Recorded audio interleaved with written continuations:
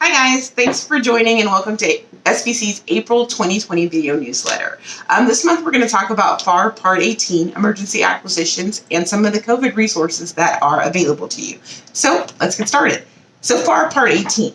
The gist of that is the FAR Part 18 details all of the flexibilities contracting officers have in awarding emergency acquisitions.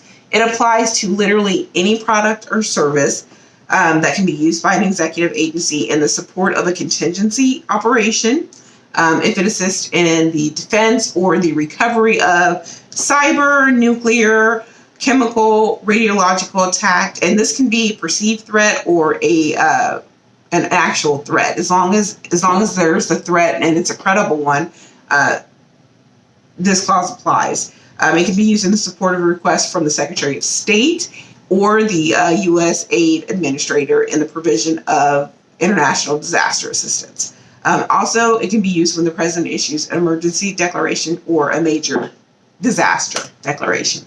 So what's different? So there are a ton of differences, but what I'm going to do for the purposes of this video is just kind of highlight the biggest ones or the most interesting ones for a government contractor. One of the bigger ones is normally when we submit government contracts, we know that we have to be registered in SAM. For an award under FAR Part 18, you do not have to be registered when you submit a bid or a quote. That can be retroactive, but when you submit it, you don't have to be registered. One thing to remember, and this is where acquisitions planning and customer relationship management is a key thing, is under FAR Part 18, the 14-day notice period is not required. So typically when something comes out, they have to put it on a government point of entry where everyone can see it. It has to be out there for at least 14 days. Under FAR Part 18, that goes away. They don't have to do that. So it really will be kind of to preferred vendors and that kind of thing. So this is where your relationship comes into play. The number of sources can be reduced and full and open is not required. So this is a big thing for small businesses.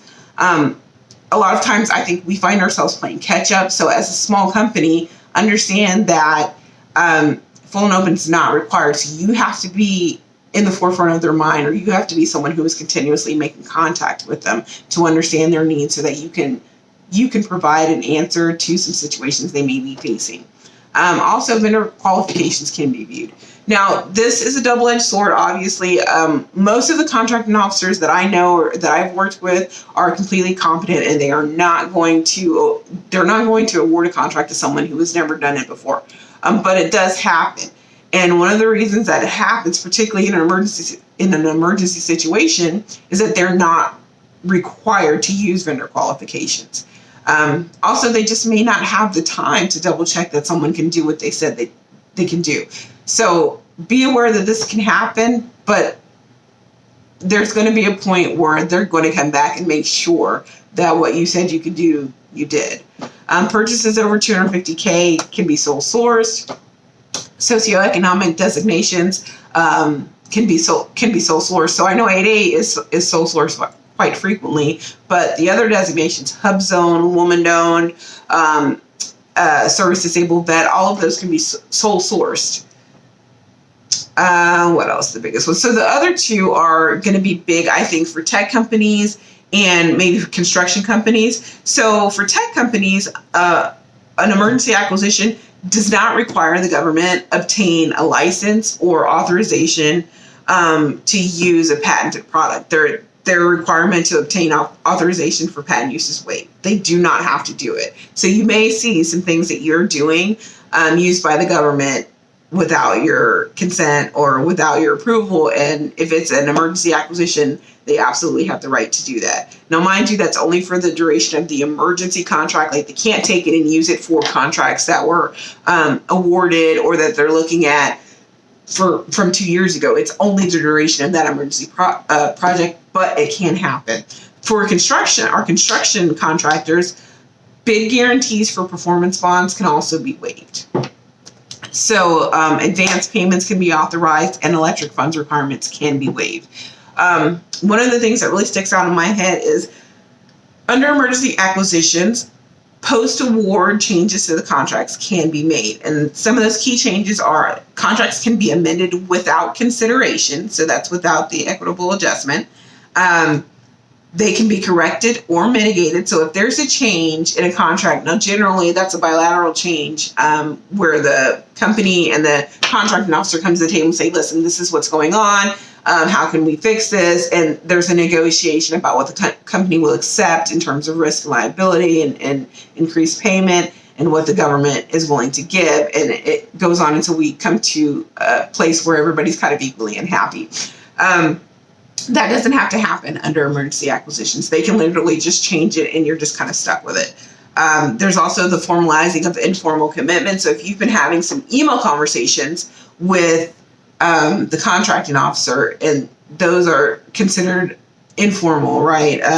There's not been any change unless there's a specific change that you're talking about. More likely, those are not considered formal changes.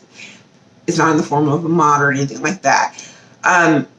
What they can do under emergency acquisitions is they can take those conversations and they can formalize those in a mod, and you don't have to agree to them. They can just say, well, we talked about it. You seemed good. So we're going to formalize that now. And this is what we have. The agencies also can increase simplified acquisitions thresholds, micro purchase thresholds, and task order thresholds, which is a great thing. One other thing to remember, or actually kind of the most important thing to remember with emergency acquisitions, is that they exist only for the period of the emergency. So you're not going to get awarded an emergency contract for 5 years. More than likely, it's going to be for a year or even 18 months. But the regs require that the emergency acquisition work only for the period of the emergency. So if you're erecting a bridge and you've told the government that bridge is going to take 18 months, your emergency acquisition is going to be 18 months. Or if you're demoing a building because it's because there's been some structural damage due to an emergency, and you tell the government it's going to take you 2 months to knock down the contract. Guess what? Your emergency contract is going to be for 2 months. And after that, it's back to FAR 101. You're no longer using FAR Part 18. They can't do it. The FAR requires them to only use emergency acquisitions for the time of the emergency. That's very, very, very important. You're not going to get a long-term emergency contract. That's not going to happen. It's just going to be for that period of time.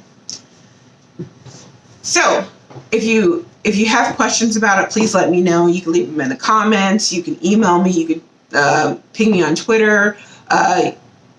Whatever questions you have, please let me know. If you want to have a video that is specific to your area, then I can do that as well. You just have to let me know. So now I want to move on to some of the COVID-19 resources that are available that I hope that you're taking advantage of. So what I want to preface this with saying is it's not exhaustive. It's kind of just a summary. And to get all of the information, you need to go to sba.gov. But these are just kind of 4 of the biggest things that are out there.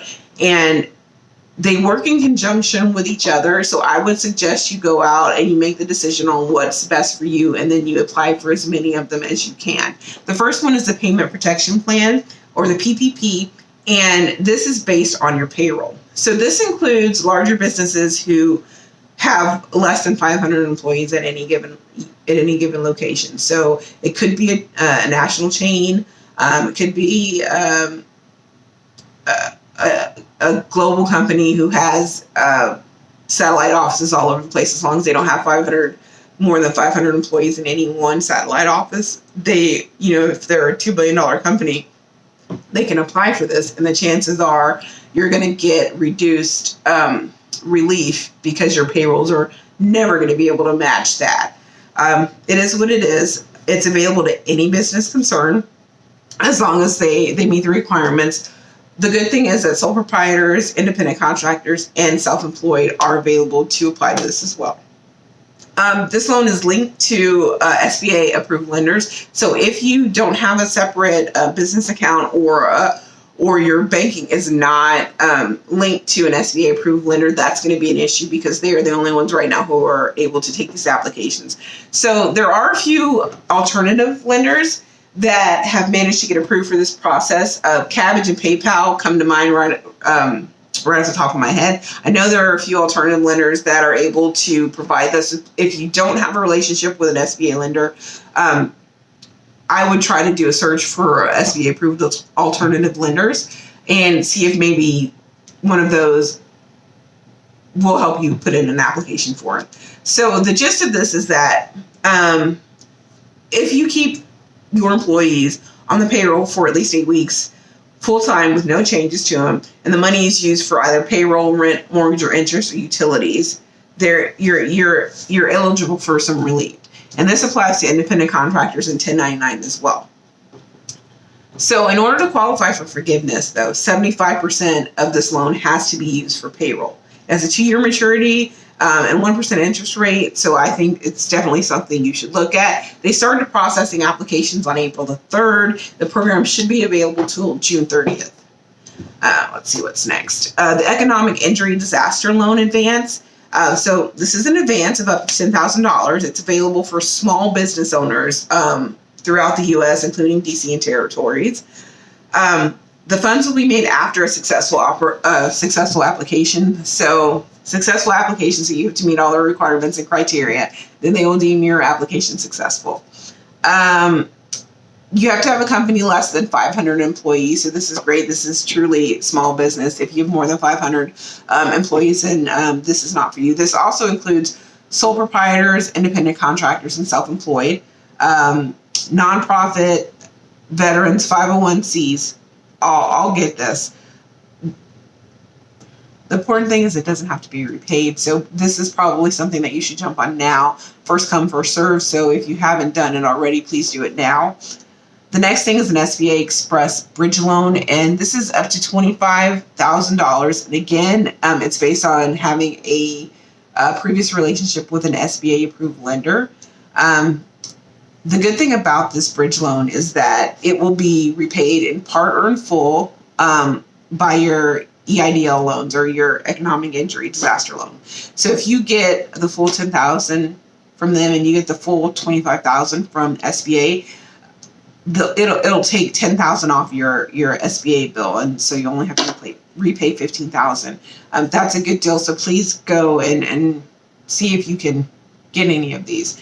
There's another one. The last thing that they give you is SBA will give debt relief they'll automatically pay interest, fees, principal for current 7A, 504, and micro loans for a period of 6 months, as long as the loans were issued prior to September 27th, 2020.